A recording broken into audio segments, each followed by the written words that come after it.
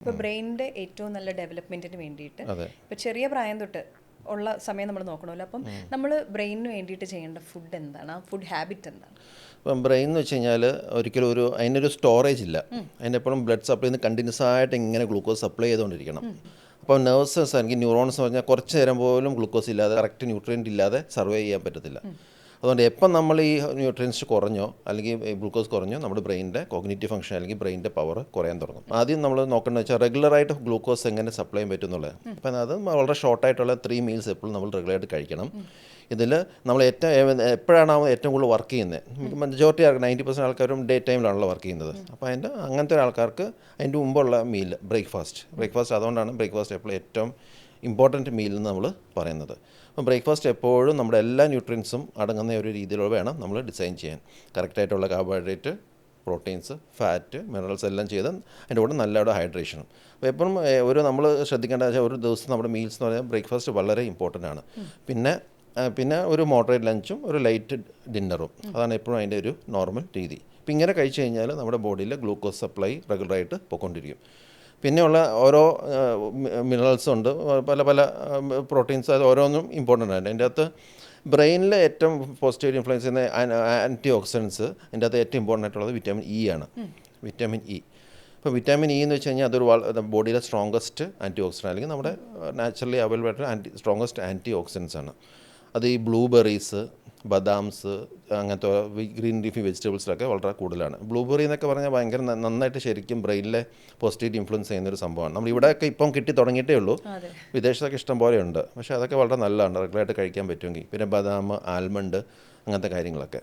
പിന്നെ ഉള്ളത് vitamin C. Vitamin C എന്ന് വെച്ചാൽ അതൊരു നല്ലൊരു ആൻറ്റി ഓക്സിഡൻ്റ് ആണ്. നമ്മുടെ ബ്ലഡ് വെസൽസ് അല്ലെങ്കിൽ ഞരമ്പുകളുടെ ഇൻറ്റഗ്രിറ്റി അല്ലെങ്കിൽ അതിൻ്റെ ഒരു ഹെൽത്ത് നന്നായിട്ട് മെയിൻറ്റെയിൻ ചെയ്യാൻ ഹെൽപ്പ് ചെയ്യുന്ന ഒരു വിറ്റാമിൻ സി. പിന്നെ ഉള്ളതെന്ന് വെച്ച് കഴിഞ്ഞാൽ വളരെ പോസിറ്റീവായിട്ട് ഇൻഫ്ലുവൻസ് ചെയ്യുന്നതാണ് omega fatty acids. Omega fatty acids എന്ന് വെച്ചാൽ നമ്മുടെ നെർവ്സിൻ്റെ ഫംഗ്ഷനെയും ന്യൂറോമോട്ടറി ഫംഗ്ഷനും എല്ലാം പോസിറ്റീവായിട്ട് ഇൻഫ്ലുവൻസ് ചെയ്യും. അതുകൊണ്ട് തന്നെ ബ്രെയിനിലെ കോഗ്നിറ്റീവ് ഫംഗ്ഷൻസ്, നമ്മളിപ്പോൾ ബ്രെയിനിൽ പവർ എന്ന് വെച്ചാൽ ബ്രെയിനിൻ്റെ കോഗ്നിഷൻ എല്ലാവരും മെമ്മറി മാത്രം, എല്ലാവരും ബ്രെയിൻ പവർ എന്ന് പറഞ്ഞാൽ മെമ്മറി ആയിട്ടാണ് റിലേറ്റ് ചെയ്യുന്നത്. അതൊരു ചെറിയൊരു പാർട്ടേ ഉള്ളൂ. എന്നാൽ ബ്രെയിനിൻ്റെ പവർ എന്ന് പറഞ്ഞു കഴിഞ്ഞാൽ മൊത്തത്തിൽ കുറേ കാര്യങ്ങളുണ്ട്.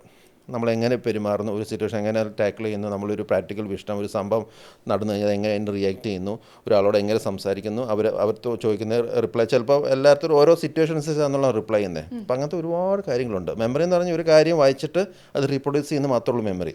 സ്കൂൾ തലത്തിലൊക്കെ അതിന് നല്ല വാല്യൂ ഉണ്ട്, കാരണം അങ്ങനത്തെ മെമ്മറിയുള്ള കുട്ടികൾക്ക് നല്ലതായിട്ട് സ്കോർ ചെയ്യാൻ പറ്റും. പക്ഷേ റിയൽ ലൈഫിൽ ബ്രെയിൻ പവർ എന്ന് പറഞ്ഞാൽ വേറെ ഒരുപാട് ആസ്പെക്ട്സ് ഉണ്ട്.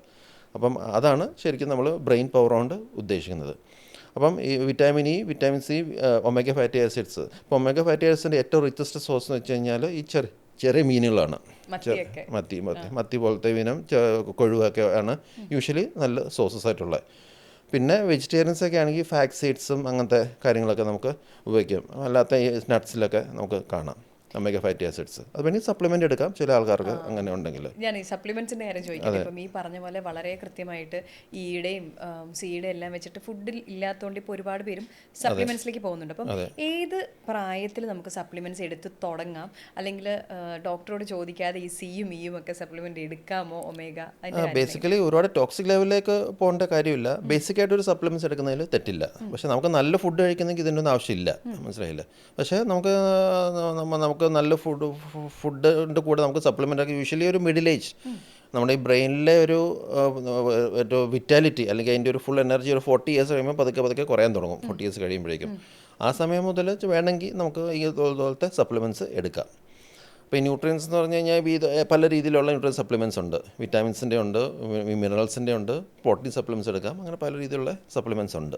നമ്മൾ കൃത്യമായിട്ട് കഴിച്ചു എന്ന് വിചാരിക്കും. അപ്പോൾ ഞാൻ ഈ എന്താ ചെയ്യുക, ഈ ഗൂഗിൾ യൂണിവേഴ്സിറ്റി നമുക്ക് വളരെ പോപ്പുലറായിട്ട് ചുറ്റുമുള്ളത് കൊണ്ടും സോഷ്യൽ മീഡിയയിൽ നമ്മൾ ഒരുപാട് റീലുകളൊക്കെ കാണുമല്ലോ. അപ്പം ബ്രെയിനിൻ്റെ എക്സസൈസസ് 10 മിനിറ്റ്സ് കൊണ്ട് നിങ്ങളുടെ ബ്രെയിനിനെ നിങ്ങൾക്ക് റീസ്ട്രക്ചർ ചെയ്തെടുക്കാം, ബ്രെയിനിന് മാറ്റങ്ങൾ വരുന്നു, ദിവസം 10 മിനിറ്റ് ഇത് ചെയ്താൽ നിങ്ങളുടെ ബ്രെയിൻ പുതിയതുപോലെയാകും എന്നൊക്കെ പറഞ്ഞുള്ള പല റീലുകൾ ഞാൻ കണ്ടിട്ടുണ്ട്. അങ്ങനത്തെ എക്സസൈസസ് ഉണ്ടോ ശരിക്കും ബ്രെയിനിനെ അങ്ങനെ ചെയ്യാൻ?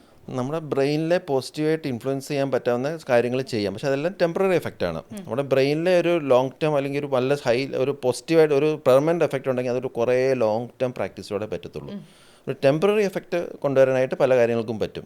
അപ്പോൾ അത് നേരത്തെ പറഞ്ഞ പോലെ നമ്മുടെ ഓരോ 4 ഹോർമോൺസിൻ്റെ ലെവൽ കൂട്ടുമ്പോഴേക്കും നമുക്ക് ഈ നമ്മുടെ ബ്രെയിനിലെ ഒരു ടെമ്പററി ഫങ്ഷൻ കൂടും. അപ്പോൾ അത് നമ്മുടെ പ്രൊഡക്ടിവിറ്റി കൂട്ടുന്നത്. അപ്പോൾ അങ്ങനത്തെ ചില കാര്യങ്ങളൊക്കെ ഉണ്ട്. ഫോർ എക്സാമ്പിൾ ഡോപ്പമിൻ എന്ന് വെച്ചാൽ നമ്മുടെ റിവാർഡ് ഹോർമോണാണ്. അപ്പോൾ നമ്മളൊരു കാര്യം ചെയ്ത് അല്ലെങ്കിൽ നമ്മൾ എന്തെങ്കിലും ഒരു വർക്ക് ചെയ്തിട്ട് അതിൻ്റെ പോസിറ്റീവ് റിസൾട്ട് ഉണ്ടായാൽ അതിന് നമ്മുടെ ബോസ് നമ്മളെ കോംപ്ലിമെൻറ്റ് ചെയ്യുന്നു, അല്ലെങ്കിൽ നമുക്ക് അതിന് കൊണ്ട് ഒരു ബോണസ് കിട്ടുന്നു, അല്ലെങ്കിൽ ഒരു അപ്രിസിയേഷൻ കിട്ടുന്നു, ഒരു അവാർഡ് കിട്ടുന്നു. അതിന് നമുക്ക് ബോഡിക്ക് ഭയങ്കര പോസിറ്റീവ് ഇൻഫ്ലുവൻസ് ഉണ്ടാവും. അപ്പോൾ ഡോപ്പമിൻ ലെവൽ കൂടും. അതിനാണ് ഡോപ്പമിൻ കിക്ക് എന്ന് പറയുന്നത്. അപ്പോൾ ഡോപ്പമിൻ കിക്ക് നമ്മുടെ ഒരു എംപ്ലോയിക്ക് അല്ലെങ്കിൽ നമ്മുടെ സബോർഡിനേറ്റ്സ് നമ്മൾ എപ്പോഴും ഡോപ്പമിൻ കിക്സ് കൊടുത്തുകൊണ്ടിരിക്കണം. ഒരു ഡോപ്പമിൻ കിക്ക് എന്ന് വെച്ചാൽ അതൊരു ആൽക്കഹോൾ കിക്ക് പോലെ ഒരു ഡോപ്പമിൻ കിക്ക് അത് കൊടുക്കുമ്പോഴേക്കും ഡോപ്പമിൻ്റെ ഹോർമോൺ ലെവൽ കൂടുന്നു. നമ്മൾ പിന്നെ കൂടുതൽ അത് ചെയ്യാൻ തുടങ്ങും. അങ്ങനെയാണ് അവരുടെ പ്രൊഡക്ടിവിറ്റി ഇമ്പ്രൂവ് ചെയ്യുന്നത്. അത് ഡോപ്പമിൻ്റെ കാര്യം. അപ്പം ഡോപ്പമിൻ്റെ ലെവൽ കൂട്ടാനായിട്ട് എപ്പോഴും അതാണ് ചെയ്യേണ്ടത്. Positive reinforcement. അവർ ചെയ്യുന്ന വർക്കിനെ അപ്രീഷിയേറ്റ് ചെയ്യുക. അത് ഏത് രീതിയിലാവാം. അപ്രീഷിയേറ്റ് ചെയ്യുക, വാക്കുകളിലൂടെയോ ബോണസിലോ കാശ് കൊടുത്തിട്ടോ അല്ലെങ്കിൽ ഏതെങ്കിലും രീതിയിൽ അവാർഡ് വഴിയോ ഏത് രീതിയിലാണെങ്കിലും അവർ അപ്രീഷിയേറ്റ് ചെയ്യുക. പിന്നെ നമ്മൾ പറഞ്ഞ മറ്റേ ഓക്സിറ്റോസിൻ എന്ന് വെച്ചാൽ ലവ് ഹോർമോണാണ്. അപ്പോൾ നമ്മളൊരു വർക്ക് ചെയ്യാൻ പോവുക അല്ലെങ്കിൽ പരീക്ഷയ്ക്ക് പോവുക, നമുക്ക് ഇഷ്ടമുള്ള ഒരാളോട് നമ്മൾ സംസാരിച്ചിട്ട് പോയാൽ നമുക്ക് ചിലപ്പോൾ അത് പോസിറ്റീവ് ഇൻഫ്ലുവൻസ് ചെയ്യും. നമ്മൾ പറയത്തില്ല, അവരെ കണ്ടിട്ട് പോയി കഴിഞ്ഞാൽ നല്ല ഐശ്വര്യമാണ് അവരെ കണ്ടെന്ന് വെച്ചാൽ നമുക്ക് ഇഷ്ടമുള്ള ഒരാൾ പോകുമ്പോഴേക്കും നമ്മുടെ ഓക്സിറ്റോസിൻ ലെവൽ കൂടും. അതാണ് കാര്യം. അതെ. അപ്പോൾ അത് നമ്മുടെ ബ്രെയിനിൽ പവർ ഇമ്പ്രൂവ് ചെയ്യും, നമ്മുടെ പെർഫോമൻസ് ഇമ്പ്രൂവ് ചെയ്യും, റിസൾട്ട്സും ഇമ്പ്രൂവ് ചെയ്യും. ഓക്സിറ്റോസിൻ എന്ന് പറഞ്ഞാൽ ലവ് ഹോർമോൺ എന്ന് പറഞ്ഞാൽ നമുക്ക് എന്തും ആവാം. നമുക്ക് നമ്മുടെ അങ്ങനത്തെ റൊമാൻസ് അല്ല ഉദ്ദേശിക്കുന്നത്. നമ്മുടെ പേരൻസ്, നമ്മുടെ കുട്ടികൾ, നമ്മുടെ ഫ്രണ്ട്സ്, ചിലവർ നമ്മൾ പറയാമല്ലോ, അവരെ കണ്ടിട്ട് പോയാൽ എന്തൊരു ഐശ്വര്യമാണ്. കാരണം നമുക്ക് അവർ ഇഷ്ടത്തോടെ അവർ കാണുമ്പം നമുക്ക് ബോഡിയിൽ ഓൾറെഡി ആ പോസിറ്റീവ് വന്നു കഴിഞ്ഞാൽ പിന്നെ നമ്മുടെ പെർഫോമൻസ് ഇമ്പ്രൂവ് ചെയ്യും. അത് സെയിം ടൈം ഇഷ്ടമുള്ള ഒരാൾ ഇയാളെ കണ്ടിട്ട് പോയാൽ എന്ന് ദിവസം പോക്കാന്ന് പറയും. അതായത് ബേസിക്കലി നമ്മുടെ ഓക്സിജൻ ലെവലും കുറയും. ഇഷ്ടമല്ലാത്ത ഒരാളെ കാണുമ്പം നമ്മളവരെ ബാഡ് ലക്ക് പോലെ നമ്മൾ റിലേറ്റ് ചെയ്യും. അപ്പോൾ അതാണ് ഈ ഓക്സിറ്റോസിൻ്റെ എഫക്റ്റ്. പിന്നെ ഉള്ളതെന്ന് വെച്ച് കഴിഞ്ഞാൽ സെറട്ടോണിൻ, ലീഡർഷിപ്പ് ഹോർമോൺ. നമ്മളൊരു കാര്യത്തിൽ നേതൃത്വം കൊടുത്ത് അല്ലെങ്കിൽ നമുക്കൊരു എപ്പോഴും ഒരു ഫീൽ ലൈക്ക് ലീഡർ എന്നുള്ള ഒരു സംഭവമാണ്. ഇപ്പോൾ സെറട്ടോണിൻ ഹോർമോൺ കൂട്ടുന്നത് എപ്പോഴും നല്ലതാണ്. നമുക്ക് എപ്പോഴും ഒരു കോൺഫിഡൻറ്റ് ഫീൽ വരും, ലീഡറിനെ പോലെ ഒരു ഫീൽ വരും. അപ്പോൾ അത് യൂഷ്വലി എക്സസൈസ് വഴി ചില ബനാനാസൊക്കെ കഴിക്കാൻ വരാം, ചില ബദാമ കഴിക്കാൻ വരാം.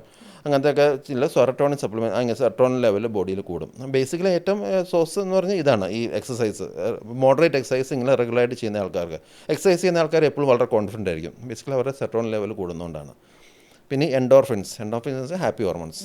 നമ്മൾ എത്രത്തോളം ഹാപ്പി ആവോ അത് നമ്മുടെ ബോഡീനെ ഹാപ്പി ആവും. അത് ഇപ്പോഴും പോസിറ്റീവ് റീഇൻഫോഴ്സ്മെൻറ്റാണ്. അപ്പം നമ്മൾ ഹാപ്പിനെസ് തേടി പോകണം. നമ്മൾ പ്രപഞ്ചത്തിലെല്ലാം കിടപ്പുണ്ട്, നമ്മളത് എക്സ്ട്രാക്ട് ചെയ്യണമെന്നുള്ളത്. ബാഡ് തിങ്സ് എക്സ്ട്രാക്ട് ചെയ്യണമെങ്കിൽ ബാഡ് തിങ്സ് വന്നുകൊണ്ടിരിക്കും, ഗുഡ് തിങ്സ് എക്സ്ട്രാക്ട് ചെയ്യണമെങ്കിൽ ഗുഡ് തിങ്സ് വരും. അതുപോലെ ഹാപ്പിനെസ് ഹോർമോൺ അതാണ് എൻഡോർഫിൻസ്. അത് പല കാര്യങ്ങൾ നമ്മൾ എപ്പോഴും ചിരിക്കുന്ന ആൾക്കാർക്ക് എപ്പോഴും എൻഡോർഫിൻ ലെവൽ കൂടുതലായിരിക്കും. നല്ല നല്ല സിനിമകൾ കണ്ട് എൻജോയ് ചെയ്യുന്ന ആൾക്കാർ എപ്പോഴും ഫ്രണ്ട്സായിട്ട് ഇങ്ങനെ ഇഷ്ടമുള്ള ഫ്രണ്ട്സായിട്ട് ഇങ്ങനെ കറങ്ങാൻ പോകുന്നതും അങ്ങനെ ഒരുപാട് കാര്യങ്ങൾ ഇപ്പോൾ അവർക്ക് ഇഷ്ടമുള്ള കാര്യങ്ങൾ കൂടുതൽ ചെയ്യുന്നതോറും എൻഡോർഫിൻ ലെവൽ കൂടും. പിന്നെ നമ്മുടെ എക്സസൈസ്, എസ്പെഷ്യലി വിഗറസ് എക്സസൈസ്. അപ്പം അതാണ് ഈ എക്സസൈസ് അഡിക്ഷൻ വരാനുള്ള കാരണം എൻഡോർഫിൻ ലെവൽസ് കാരണമാണ്. എൻഡോർഫിൻ എന്ന് പറഞ്ഞാൽ അഡിക്റ്റീവാണ്. അപ്പം നമ്മൾ റെഗുലറായിട്ട് എക്സസൈസ് ചെയ്യുന്ന ഒരാൾ ഒരു 10, 20, 30 ദിവസം കണ്ടിന്യൂസ് എക്സസൈസ് ചെയ്താൽ പിന്നെ നമുക്ക് എക്സസൈസ് ചെയ്യാൻ നിർത്താൻ തോന്നത്തില്ല. കാരണം നമുക്ക് ഒരു ലെവൽ എൻഡോർഫിൻസ് വന്നു കഴിഞ്ഞു, നമ്മുടെ ഡ്രഗ്സ് പോലെയാണ്. അപ്പം നമ്മൾ കുറച്ച് പിന്നെ എക്സസൈസ് ചെയ്ത് കഴിഞ്ഞാൽ നമുക്ക് പെട്ടെന്ന് മൂഡ് ഓഫ് ആവും, പിന്നെ പോയി എക്സസൈസ് ചെയ്യാൻ തോന്നും. അതാണ് ഈ കുറേ നാളത്തെ ഈ മാരത്തൺ റണ്ണേഴ്സ്, ഈ ജിമ്മിൽ പോകുന്ന ആൾക്കാരൊക്കെ ഒരു ലെവൽ, ഒരു കണ്ടിന്യൂസ് ആയിട്ട് ഒരു ലെവൽ, അല്ലെങ്കിൽ സൂംബ ഒക്കെ ചെയ്യുന്ന ആൾക്കാർ ഒരു ലെവൽ കഴിഞ്ഞാൽ പിന്നെ അവർക്ക് നിർത്താൻ തോന്നത്തില്ല. കാരണം അതില്ലെങ്കിൽ പിന്നെ അവരത് ഭയങ്കര, അപ്പോൾ അവർക്ക് എപ്പോഴും ജിമ്മിൽ പോകണം, ജിമ്മിൽ പോയി ചെയ്യുമ്പോൾ അത് കാരണം അത്രയും എൻഡോർഫിൻസ് ഉണ്ട്. ഈ 4 പോസിറ്റീവ് ഹോർമോൺസിനെയും പോസിറ്റീവായിട്ട് ഇൻഫ്ലുവൻസ് ചെയ്യുന്നതാണ് നമ്മൾ ചെയ്യുന്നത്. അതാണ് ബ്രെയിനിലെ പവർ കൂട്ടാനുള്ള സാധനം. അപ്പോൾ ഈ ബേസിക്കലി നമ്മളിപ്പം പറഞ്ഞത് പോലെ ഇപ്പം ഇന്ന കാര്യം ചെയ്ത് കഴിഞ്ഞാൽ നമുക്ക് ബ്രെയിൻ അങ്ങോട്ട് വലിയ ചേഞ്ച് വരും, അതെല്ലാം ടെമ്പററി ചേഞ്ചസ് ആണ്. അതുപോലെ തന്നെ നെഗറ്റീവായിട്ടൊരു കാര്യം ചെയ്താൽ ബ്രെയിൻ നെഗറ്റീവ് ഇൻഫ്ലുവൻസും വരും. അതങ്ങനെ അതൊരു ട്രാൻസിൻ്റായിട്ട് വരുന്ന ഒരു ചേഞ്ചസ് ആണ്. അത് നമ്മുടെ ബ്രെയിൻ അങ്ങനെയാണ്. ബ്രെയിനിലെ നെർവ്സിനെ കംപ്ലീറ്റ് ഒരു പോസിറ്റീവ് റീഇൻഫോഴ്സ്മെൻറ്റ് കൊടുത്താൽ അത് നന്നായിട്ട് പെർഫോം ചെയ്യും.